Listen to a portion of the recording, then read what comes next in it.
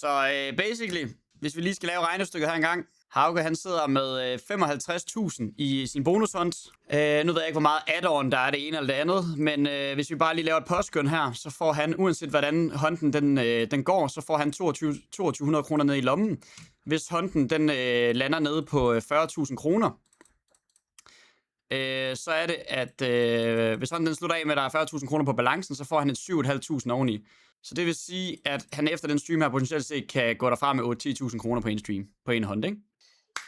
Så, og det er bare på den ene stream der, så er der månedsløn oveni, så det er en procentdel, det er hans viewers taber fremover, og der var. Ja, altså hvis han ser, og sådan er det med alle casino deals. Alle casino deals består af, at hvis du har signet op på de her streamers link, så er det, at streameren får en anden del af den omsætning, som casinoet vil få. Så det vil sige, at Hauke her, hvis han har den kontrakt, jeg lige har vist frem, så når du taber 1.000 kroner ind på Come On, så får han 450 kroner. Taber du 10.000 kroner, så får han 4.500 kroner på én mand. Og jeg tror ikke, det er urealistisk, at der er nogen, der sidder og taber 10.000 ind på en hjemmeside på en aften. Det er der fandme mange, der gør. Så okay, jeg skal lige se. Altså chat, er der kun 9 bonusser? Er det den sidste bonus, han er ved lige nu? Okay, så det ser ud lige nu, han har 1 bonus tilbage, eller hvad? Vi kan hurtigt lave udregning her. Lad os se, hvordan bonusen går. Lad os se, hvordan det går. Hvis det går 40.000 minus, så tjener han 20.000. Jeg siger det bare. Jeg ved altså ikke, om man får upfront penge per sign-up. Det kunne jeg godt tænke mig, han gør. Men er du ikke for gambling endnu? Nej, jeg skal bare lige se, hvad det går ud på. Jeg tror, du har mistet, hvad påskøn betyder. Hvad betyder påskøn da? Er det kun hunts, eller er det alle events, I laver? Det er alle events. Det er bare dejligt, at Dorcas bare leverer en gang i sit liv der. Er han igennem alle bonusser nu? Eller er jeg helt væk? Jeg siger lige nu her. Det kan godt være, I ser en eller anden video nu. Jeg tjener ikke 50% af, hvad vi taber en hånd, gutter. Hvis jeg gjorde det, vil jeg lige sige, så vil jeg lave 30 events om dagen. Og ikke bare events, jeg vil lave 30 hunts om dagen. Den er dyr, var chat. Den er dyr, var. Jeg laver ikke flere events. Det gør jeg aldrig, når vi laver en lortehunt. Så stopper jeg altid lige efter. Peter går live også, by the way, efter. Så, altså det gør jeg ikke, chat. Det er ren løgn. Det er ren løgn, chat. Altså, min kontrakt siger ikke, at jeg tjener 50% af, hvad vi taber. Det kan jeg godt sige højt. Det gør den ikke. Det kan godt være, Jack, der er med. Det gør han tit. Gør han tit. Jeg ved ikke hvorfor. Sikkert, jeg er en flot mand. Det kan godt være derfor. Okay. Peter går live efter. Der er free event. Så hans hunt, den startede på hvad? 55.000. Og mange er der tilbage? Der er 19.000 nu, eller hvad? 18 plus, gutter. 19.887. Pas nu på. Så det vil sige, der er 35.000 tilbage, som han deler med Come On. Han har lige tjent 17.500 på den hånd der. Hvor er det fucking sindssygt! Ej, på en aften. Og det kan godt være, han deler det med en eller anden manager eller et eller andet. Hvornår går Peter live? 28 minutter.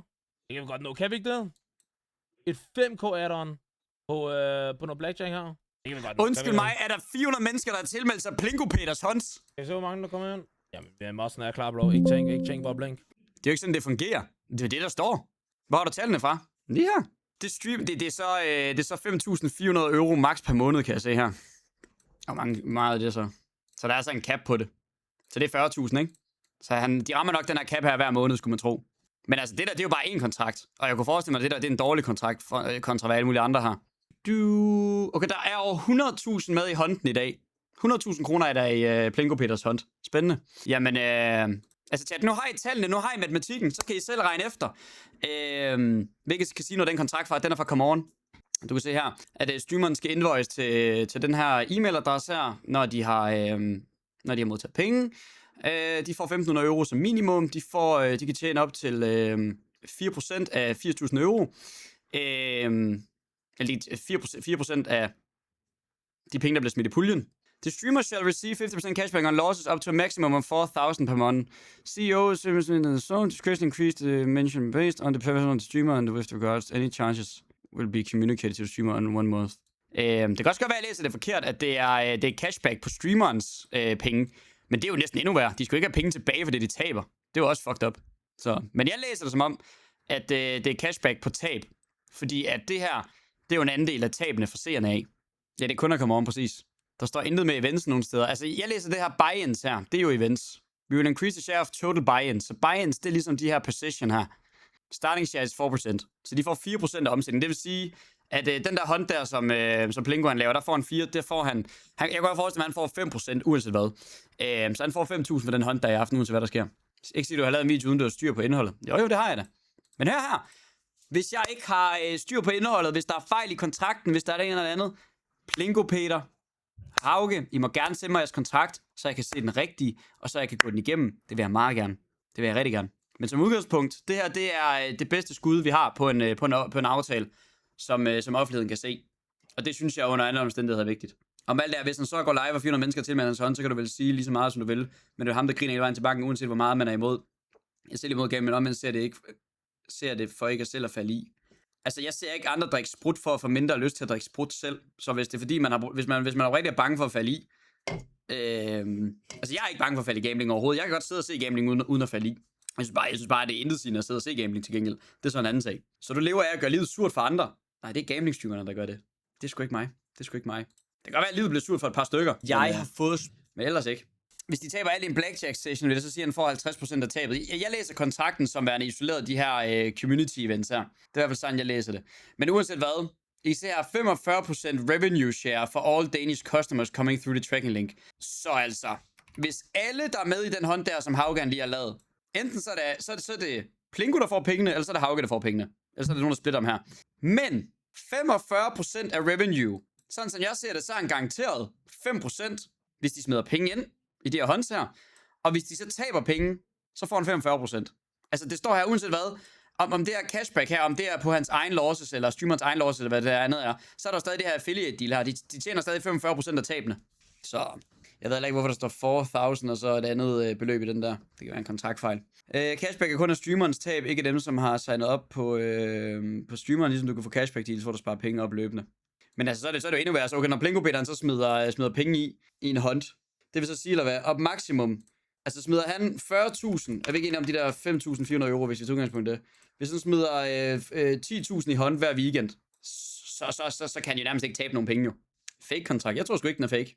Har du hørt hvor lang tid det der ref share holder? Jamen altså, ifølge kontrakten her, så er der jo ikke nogen udløbsdato på dem, så jeg tror ikke, jeg tror sådan set bare, det er lifetime.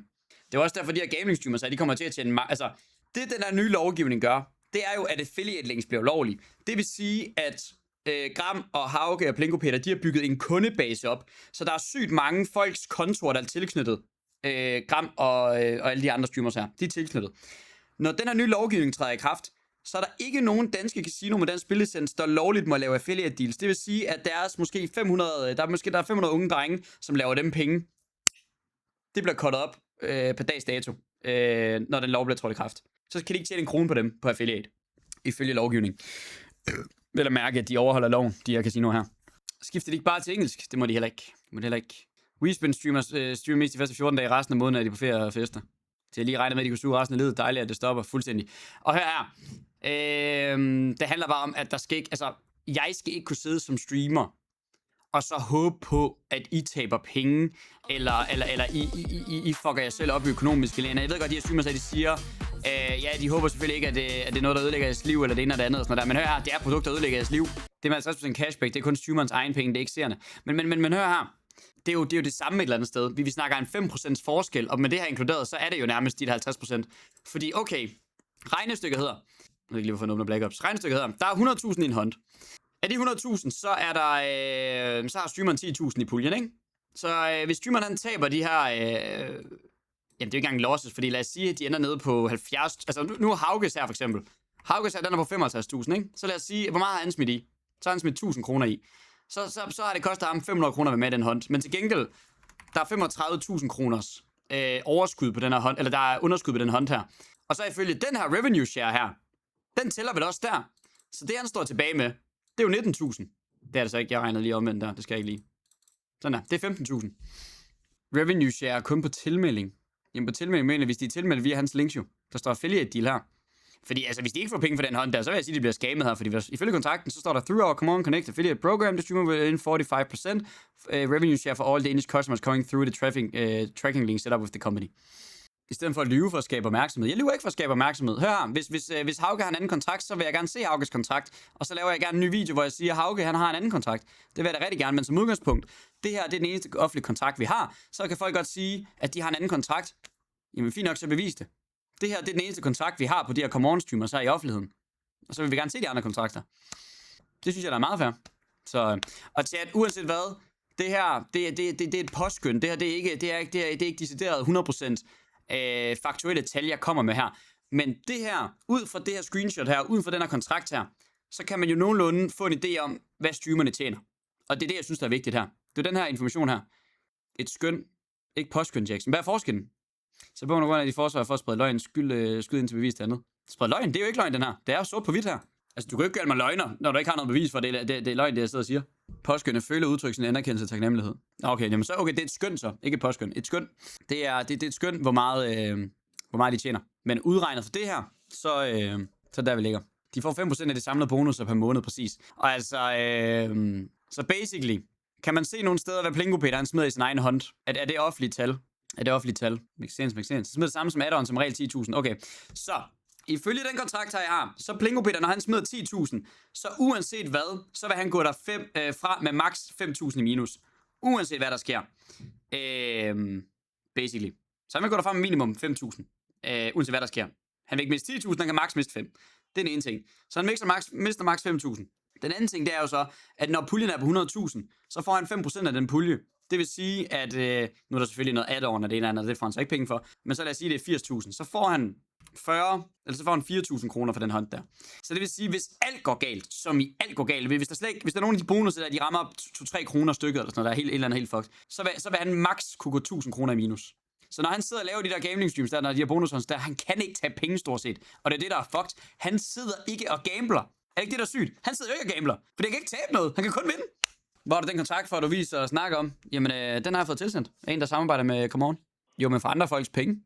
Ja, altså, han sidder og gambler med andre folks penge, men han sidder ikke gambler med sin egen. Det er jo det, der er sindssygt. Hvis man lever af at gamble, er det jo fordi, man tjener på andres tab. Jamen altså, en ting er, man tjener på andres tab, men du ved, når folk lige siger sådan, Plingo smider lige selv 10.000 i, jamen de 10.000, så kan han kun miste 5. Men hvis der er 100.000 i folk, der smider ind i puljen, så tjener manden jo 5.000 af dem. Så det går jo 0. Kan I følge mig? Vil du give din kontrakt ud til MyProtein? Nej, egentlig ikke. Men altså, hvis der er nogen, der anklagede mig for at have samarbejde og tjene penge på MyProtein, hvilket jeg jo selvfølgelig gør, og hvis de så kommer og siger, at du tjener så meget her på det, så kan jeg jo sagtens sige over eller under eller et eller andet. Altså, og nu er MyProtein ikke en eller anden fucking suspicious casinoforretning. Altså, hør her. Er der nogen af jer, der vil blive overrasket over, at hvis det er, når I køber et produkt, og I så forbruger det produkt, så kommer I af med penge? Nej vel? Og når I køber noget på MyProtein, så tjener jeg penge. Det er fordi, det der så er jo med de her casino-streamers, det er jo, jeg føler jo, de sælger jer en løgn jo. Altså, de her streamers her, når de sidder, altså, hvis det er, de går fra en bonushånd på 100.000, og der er 70.000 tilbage. Hauke her for eksempel. Hauke, han har jo ikke nederen på. Hauke, han kan jo ikke være med ligeglad. Han har lige tabt 35.000 kroner af sin seers penge. Der er lige 35.000, der er gået direkte ud af lommerne på en masse unge fyre, som godt kan lide at se Hauke stream. Det er det, der er sindssygt. Men han har streamet i hvad? 2-3 timer, og så er der 35.000. De er væk. De er over ved et casino nu. Og nogle af dem, de er i lommen på Hauke. Det er det, der er sindssygt. Hauke har ikke tabt en krone på det. Og tværtimod, ifølge det her beløb her, hvis de har 11.000 om måneden, og så sidder og streame for, eller de tjener 11.000 om måneden, så kan de jo low-key smide 2.500 ind på bonusen hver måned, eller hver uge, og så ikke tabe noget på det. Chat. Jeg prøver på at oplyse jer, og fortælle jer, og gøre jer nysgerrige på, hvad det er, der ligger bag det her. Der er mange af jer, der har en dagligdag, som ikke går ud på at se Twitch hele tiden. Der er mange af jer, der har en dagligdag, som ikke går ud på at så vide alt om gaming streamers og sådan noget andet. Men derfor er det jo et eller andet sted min pligt, at så komme med noget information, som I kan forholde jer til. Med misinformation. Hør her. OneTap, du må meget gerne kalde det misinformation. Jeg går ud fra, at du ved, hvad kontrakten hedder. Så hvis du kan vise mig den anden kontrakt, som er legitim, og du mener, at min ikke er, så må du meget gerne vise mig den. Men hvis du ikke har noget moddokumentation at vise mig, så kan du ikke sidde og anklage mig for misinformation. Der stod, at streameren skal streame 40 timer om måneden. Og prøv lige at se her, hvis den kontrakt, den er helt forkert, ikke også? Hvis jeg nu går ind på Twitch-tracker, og vel at mærke, de streamer jo også over på den der WeStream Prime, ikke? Hvis jeg nu går ind på Twitch-tracker, hvor meget har Plingopeter streamet de sidste 30 dage? Det er ikke 80 timer. Det er ikke 20 timer.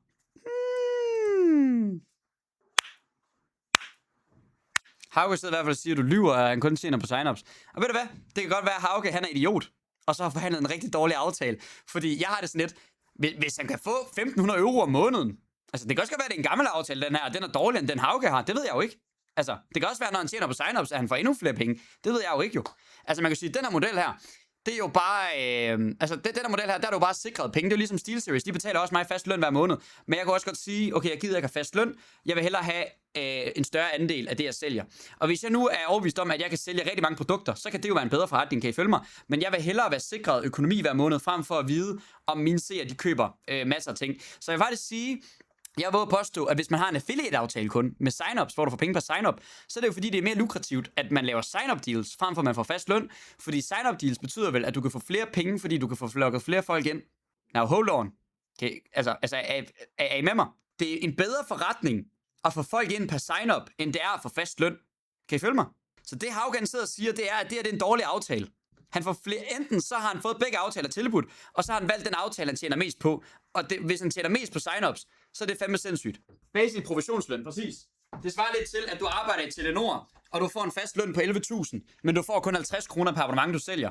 Hvis du så får ingen løn, men du får 300 kroner per abonnement, du sælger, så kan man jo hurtigt regne ud, hvor mange abonnementer skal jeg sælge om måneden, før jeg tjener mere end de 11.000 der. Ikke for dem alle, jeg har jo ikke waiting room for de andre, så de har signet op på forhånd. Jeg ved ikke, hvordan de har sat op med waiting room og sådan noget, der er så meget jeg ikke ind i det. Så ved godt, at du kan ende med en sag over hovedet på dig, det du er lige gang i lige pt. Det bevæger sig godt nok lige på grænsen, og var jeg dem, så har jeg kørt en sag imod dig. Det må de sgu gerne. Gamblingbranchen sagsøger en, der gerne vil prøve på at stoppe streamers for at sidde og promovere gambling. Sådan, altså, hvis de vil tage mig i retten, så gør det, men det bliver fuldt offentligt. Det bliver fuldt offentligt. Der kommer til at dele alle advokatbrev, de sender i hoved og røv på mig. Det er jeg sgu kold overfor. De må fandme gerne komme. Jeg går ud og streamer inden for retssalen af, hvis der er. Så må de fucking komme. Når man fast løn på 1.500, det her, det er jo bare den her kontrakt her, der siger det. Det er jo bare den her kontrakt her. Så kan de tjene flere penge på sign-ups, de kan tjene flere penge på jo flere folk, der taber. I skal jo tænke på, jeg tror det er ligesom OnlyFans creators, der har jeg hørt, at de der OnlyFans piger, de skal kun bruge 1, 2, 3, 4 fyre, der bare giver dem kassen hver måned, så kan de jo leve af det. Det samme med de her gaming streamers her. Hvis de får en lille andel af nogen, der bare har et alt for stort spilforbrug, så lever de jo stort set super godt på en meget, meget lille flok. Hvad kan de melde dig for? Jamen det ved jeg ikke. Altså, jeg ved sgu ikke, hvor den der kontrakt... eller jeg ved selvfølgelig godt, hvor den kommer fra, men det har jo ikke til mig at sige. Jeg bryder ikke noget i forhold til GDPR. Der er jo ikke nogen private information der. Vi vil hellere se de der EB-tegninger af dig og dem i retten. Er det ikke rigtigt? Retssatoren vil gå hårdt, er det ikke rigtigt? Elstream retten til 6 gram.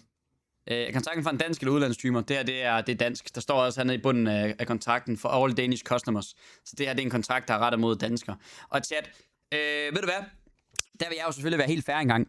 I må meget gerne være kildekritiske. Det vil jeg faktisk gerne opfordre jer til. Hvis I siger, Jax, det er faktisk et meget fedt screenshot, og mega fedt, vi kan få noget indsigt. Men jeg har måske en mavefornemmelse. Jeg har måske en teori om, at det ikke er en rigtig deal, at det ikke er en, der er gældende længere, eller det ikke er en af streamerne har. Det må I meget gerne tænke. Men at anklage mig for misinformation, når I har en fornemmelse om, det er ikke en fornemmelse, jeg ser sort på hvidt foran mig, hvad der er op og ned. Hvad tallene er, hvad aftalen er baseret på. Det er det, jeg forholder mig til. Hvis I har en anden mavefornemmelse, vi har det ene og det andet. Mavefornemmelse, det er helt fint, men lad være med at blande det sammen med fakta. Jeg havde en mavefornemmelse om, hvor meget streamerne de tjente. Nu har jeg et skøn på, hvor meget de cirka tjener. Stadig ikke 100% konkret. Jeg har ikke set transaktioner, jeg har ikke set noget af det ene eller andet. Men det er langt mere konkret, end hvad vi har tidligere haft det her. Jeg har selv fået tilbudt deals for casino, og jeg kunne få 30% af det tabte beløb for dem, som er under mig. Jamen, jeg er også en 45% revenue share. Hvis vi tager det der screenshot op, som florerede rundt for nogle måneder siden. Det her screenshot her, hvis vi graver det op igen, så kan vi se her. Det her RS, det er revenue share. Og den er på 45% i den her kontrakt her. Hvilket jo er ret højt, fordi når man ser på den her, så ligger der nogle af dem på 0. Og det er fordi, at oprettelse giver mange penge. 30%, 35%, 20, 10, 20. Der skulle godt smadre på. Og man kan sige, at dem, der spiller dans nu, spiller automaten. Det er næsten dem, der giver flest penge, ikke? Så... For nogle sider laver en samlet opgørelse for måneden, hvilket betyder, at hvis nogen vinder for stort, kan man ikke få noget for oprettelser.